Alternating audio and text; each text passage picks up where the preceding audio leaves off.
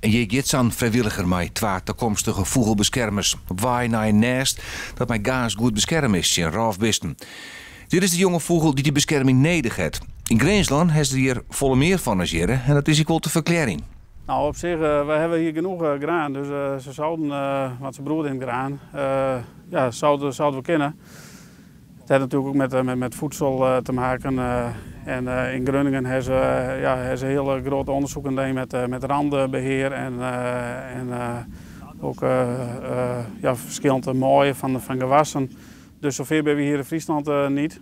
Maar ja, we gaan ervoor. Misschien over 10 jaar dat hier 40 paar zitten, wie weet.